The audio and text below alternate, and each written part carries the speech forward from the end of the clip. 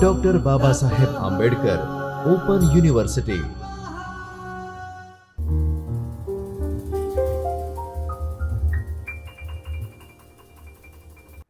नमस्कार साथियों, doctor Baba Saheb Ambedkar open university से मैं डॉक्टर सुधीर कुमार तिवारी आप सभी का स्वागत एवं अभिनंदन करता हूं। साथियों, SECD 01 के अंतर्गत हम समावेशी शिक्षा के संदर्भ में चर्चा कर रहे हैं, जिसका आज टॉपिक है विशेष शिक्षा के लिए जो प्रिंसिपल्स हैं, जो सिद्धांत हैं, उनके संदर्भ में आज चर्चा करेंगे। साथियों, इसके पहले हमको एक चीज़ और भी जानकारी होनी चाहिए। जो ये multi sensory process in teaching है, जो कि हमारे कोर्स का ही हिस्सा है, हमारे चैप्टर में है, यह क्या है?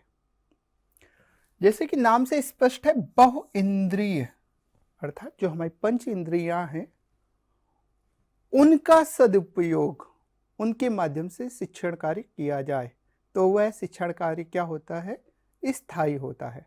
जैसे मान लेते हैं कि किसी व्यक्ति को आपने कुछ दिखा दिया, जैसे हम लोग करते हैं ब्लैक बोर्ड राइटिंग, जैसे ये है, इसमें हम कुछ लिख रहे हैं तो कोई बच्चा है जो देख सकता है, हम जो बोल रहे हैं तो कोई बच्चा है सुन सकता है, हम उसको एक्शन करवाते हैं तो उसको वो सीख सकता है। तो सभी चीजों का समावेशन, अर्थात वो सुन भी सके, देख भी सके, कर भी सके, उसको छू सके, तो इसके माध्यम से जो शिक्षण कार्य होता है वही क्या होता है? मल्टी सेंसरी प्रोसेस के माध्यम से टीचिंग होती है। मतलब बहु इंद्रिय, जिसमें एक से अधिक इंद्रियों के माध्यम से शिक्षण कार्य करवाया जाए। अब यह साथियों आवश्यक क्यों है? जैसे सिंपल से हम बात करते हैं, अगर हम मूवी की बात करते हैं तो जो सबसे पहली मूवी आई थी वो, उसमें ध्वनियों का समावेशन नहीं था, लोग केवल देखते थे, उसमें सुन नहीं सकते, सुनने का कोई समावेशन, केवल लोग देखकर चलचित्र को समझने का प्रयास करते थे।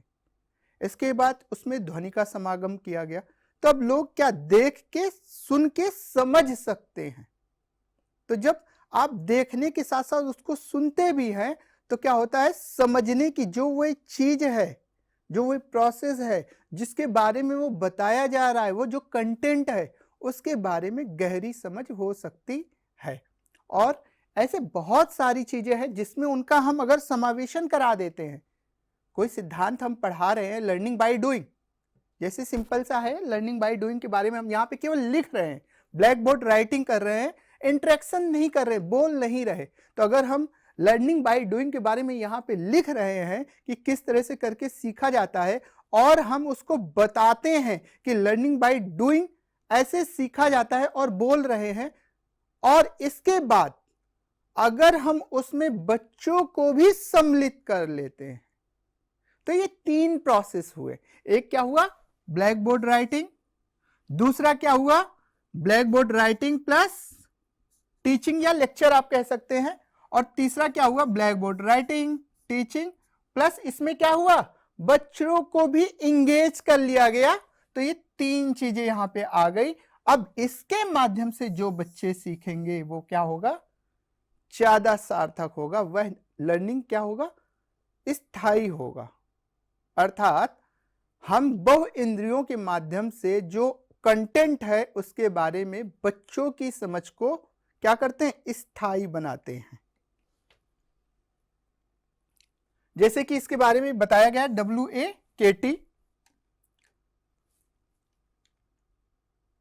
WAKT क्या है? V फॉर विजुअल, जो देखकर सीखते हैं, जिसके बारे में हम अभी चर्चा किए। A फॉर ऑडिटरी, मतलब जो सुन के सीखता है, जैसे हम बोल रहे हैं उसके माध्यम से सीखता है। K फॉर काइनेस्टिक, जो करके सीखता है। और T फॉर टेक्टाइल। अब तीन तरह के हैं, जैसे एक सिंपल सा मैंने बताया, जो देखकर, मैं जो ब्लैक बोर्ड में जैसे मान लेता हूं, यहां पर एक घर बना दिया, आपने इसे देखा। अब हो सकता है मैं बोलकर बता रहा हूं कि यह घर है, इसके बाहर पेड़ है, बहुत सारे पेड़ हैं, ये चिड़िया उड़ रही है, या कुछ और भी चीजें हम बताते हैं। तो क्या हुआ, आपने यहां देखा और मैं देखने के साथ साथ यहां पे क्या लिखने के साथ साथ बोल भी रहा हूं, तो आपने क्या किया, विजुअल किया और ऑडिटरी किया। अब काइनेस्टिक क्या होता है, करके सीखिए, मतलब आप देख भी रहे हैं, सुन भी रहे हैं, इसके बाद करके सीखिए। कैसे, जैसे सिंपल सा है डांस, जैसे सिंपल से बैटिंग, जैसे सिंपल सा है टीचिंग, जिसको आप देखेंगे सुनेंगे इसके बाद करेंगे। जैसे साइकिल चलाना, क्या हुआ, आपने उसको देखा किसी को साइकिल चलाते हुए, अब उसने बताया साइकिल ऐसे चलाते हैं, इसके बाद आपने करके सीखा, तभी आप सीख सकते हैं। और टेक्टाइल मतलब उसके बारे में ठोस चीज होनी चाहिए। 3D मॉडल की जो बात करते हैं, वो चीज जितनी ठोस होगी बच्चों के कॉन्सेप्ट को समझने में उतनी आसानी होगी। जैसे कि एक बहुत फेमस है कि tell me and I forget, मतलब आप मुझे कोई चीज बताए मैं उसे भूल जाऊंगा। Teach me and I may remember, आप अगर मुझे कोई चीज पढ़ा रहे हैं या समझा रहे हैं तो हो सकता है उन चीजों को मैं याद रखूं। Involve me and I learn, involve मतलब जो काइनेस्टिक, मतलब आप उसको उस प्रक्रिया में सम्मिलित कर लिया तो क्या हो गया, उसने सीख लिया। अर्थात कोई भी प्रक्रिया है उसमें अगर बच्चों को हम सम्मिलित करके उनको सिखाएंगे तो वह जो ज्ञान होगा वो क्या होगा, स्थायी होगा। अब एक और भी फेमस है, एडगर डेल के अनुसार है, इन्होंने बताया है कि 10% क्या होता है, हम पढ़ते हैं, पढ़ के हमको याद हो जाता है। जो हम सुनते हैं उसका 20% क्या होता है, हमको याद रहता है, और जो देखते हैं उसको हम 30% तक ही याद रखते हैं। जो देखते और सुनते हैं उसको हम 50% तक याद रखते हैं, जो मैंने पहले बताया था।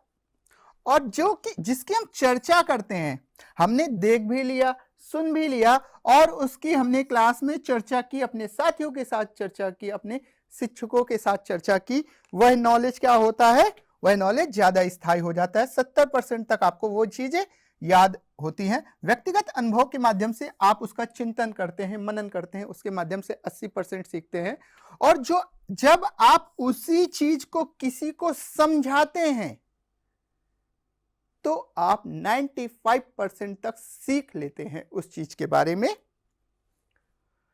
शिक्षण की प्रक्रिया के बारे में हम बात करते हैं, जैसे कि क्या है, सरल से जटिल, ज्ञात से अज्ञात, मूर्त से अमूर्त, पूर्ण से भिन्न, विशेष से सामान्य, अनिश्चित निश्चित, अनुभवजन्य से तर्क संगत। जो कि अपने सिलेबस में है, सिंपल टू कॉम्प्लेक्स है, नोन टू अननोन है, कॉन्क्रीट टू ऑब्स्ट्रैक्ट है, होल टू फ्रैक्शन है। ये 4 ही सिद्धांत अपने क्या है, अपने सिलेबस में दिए हैं, ये 3 नहीं दिए हुए हैं। अगर हम बात करते हैं सिंपल टू कॉम्प्लेक्स जिसकी बात है, जैसे सिंपल चीजें, अगर हम किसी चीज को सिखाना शुरू करते हैं तो सबसे पहले उसके प्रारंभिक चरण में उस चीजों को बहुत सिंपल रखना पड़ता है। जैसे छोटा बच्चा है, आपने उसको बताया बेटा ये ग्लास है,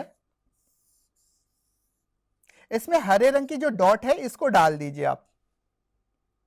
अब क्योंकि बच्चे को ये बहुत सिंपल प्रक्रिया लगी कि हाँ जाके डालना है, फिर अगले चरण में आपने क्या किया, सेम वही चीज आपने की कि बच्चे ये ग्लास है, इसमें हरे और लाल रंग की 2 गेंद आपको डालनी है। अब बच्चे ने क्या किया, हरे और लाल 2 रंग की गेंदों का इसमें समावेशन कर दिया, इसमें डाल दिया। तीसरे चरण में हमने क्या किया, फिर उसी चीज को हमने दिया और बच्चे से कहा बच्चे ये देखो ग्लास है, इसमें 3 आपको डालना है, हरा, सफेद और लाल। तो क्या वो पहली प्रक्रिया में हमने क्या बहुत सिंपल चीजें हमने करवाई, बाद में थोड़ा सा कॉम्प्लिकेटेड कर दिया और लास्ट में हमने क्या किया, कॉम्प्लेक्स कर दिया, मिक्स कर दिया।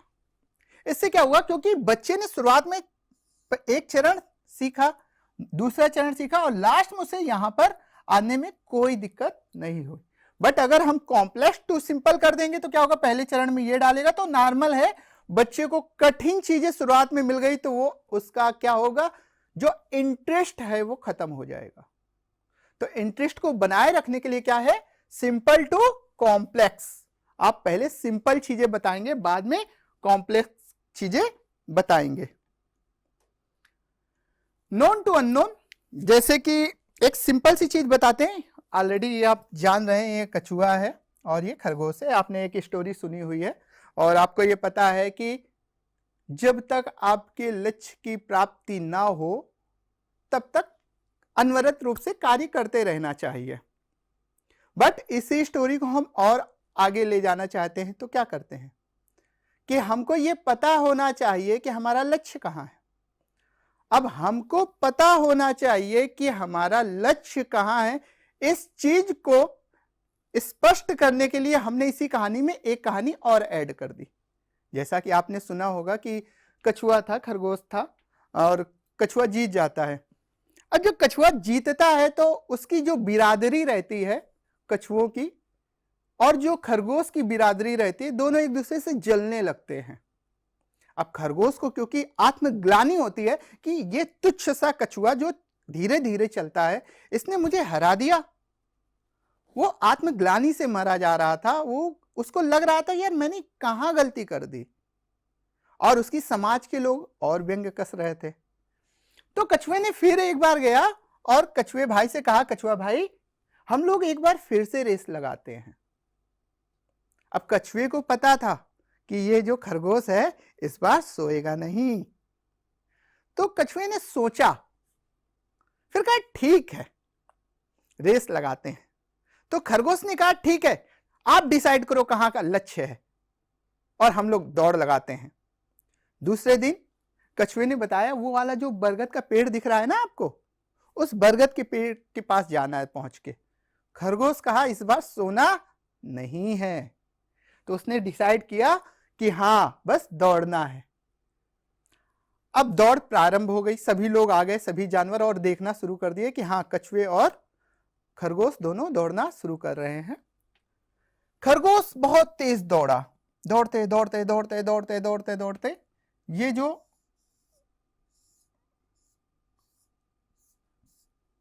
ये बरगद का पेड़ है इसके यहां तक पहुंच गया। यहां तक खरगोश क्या हो गया, पहुंच गया। अब खरगोश को पता चला कि इस बरगद के पहले क्या है, एक नदी बहती है। इन नदी का पानी है और कछुआ धीरे धीरे धीरे धीरे करके इस नदी के पास आता है और यहां से तैरकर मंजिल को प्राप्त कर लेता है।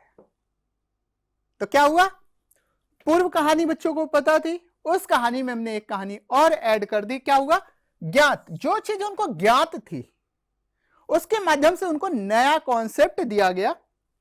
इसके माध्यम से क्या होता है, बच्चे पुराने चीज से नई चीज को जोड़कर सीखते हैं बेहतर तरीके से। मूर्त से अमूर्त, मूर्त से अमूर्त का मतलब होता है कि इसमें क्या होता है, चीजें आपके सामने स्पष्ट होनी चाहिए, सामने दिखना चाहिए, जिसको देखकर वो बता सके। जैसे मान लेते हैं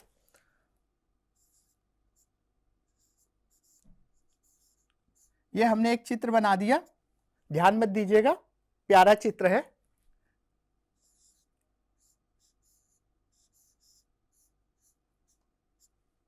एक ये चित्र बना दिया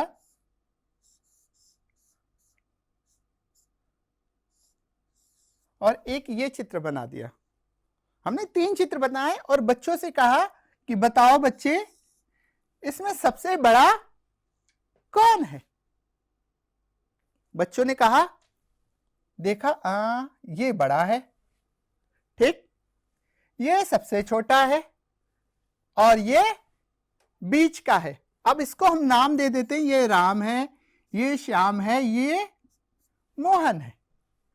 राम सबसे छोटा है, श्याम राम से बड़ा है और मोहन सबसे बड़ा है। अब बच्चों से हम वर्बल पूछते हैं, अच्छा बताओ राम सोहन से बड़ा है, सोहन मोहन से बड़ा है, सबसे छोटा कौन है। अब बच्चे नहीं बता पाएंगे क्योंकि उनको पता है, उन्होंने अभी देखा चीजों को नहीं है, वो ऑब्स्ट्रैक्ट नहीं समझ रहे, तो उनके लिए क्या होगा, कंक्रीट चीजें आपको देनी पड़ेंगी। पूर्ण से भिन्न, जैसे एक बहुत फेमस कहानी है कि 4 व्यक्ति थे जो देख नहीं सकते थे और वो हाथी के पास गए। चारों ने हाथी को अलग अलग अंग को छुआ और छूने के बाद बोला कि हाथी कैसा होता है। जिसने हाथी की पूंछ छुई उसने कहा हाथी झाड़ू की तरीके होता है। जिसने हाथी के कान पकड़े उसने कहा हाथी सूप की तरीके होता है। जिसने हाथी के पैर पकड़े उसने कहा हाथी खंबे की तरीके होता है। अर्थात क्या हुआ, जिसने अलग अलग चीजें छुई उसने क्या क्या बोला, अलग अलग चीजें बताई। तो क्या हुआ, पूर्ण से भिन्न जो पार्ट उसके है उसके माध्यम से बताई। तो ये कॉन्सेप्ट तो गलत हो गया। और एक बहुत रोचक कहानी है, बहुत बचपन में पूछी जाती थी, अच्छा बताइए मुर्गी पहले आई या अंडा। आप लोगों ने सुनी होगी। तो ये कॉन्सेप्ट को समझने के लिए बिल्कुल स्पष्ट है। पहले क्या आता है, पूर्ण, जो क्या होता है, होल। पूर्ण मतलब जैसे पहले क्या आएगा, का। ठीक, पहले हम बच्चों को क्या पढ़ाएंगे, का, खा, गा, मतलब अपने आप में पूर्ण है। अब अपूर्ण क्या है इसका, का, ये का, जिसको कहते हैं क्या। इसमें का क्या है, आधा का है। पहले हम बच्चों को पूर्ण पढ़ाएंगे, बाद में अंश की ओर लेकर जाएंगे।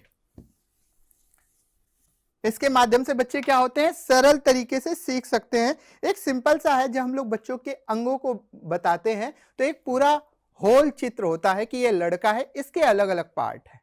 पहले लड़के के बारे में बताते हैं, बाद में हम उसके अंगों के बारे में बताते हैं। साथियों, आज के लिए इतना ही, मिलते हैं नेक्स्ट वीडियो में। धन्यवाद। वंदे मातरम। स्वाध्यायः परमः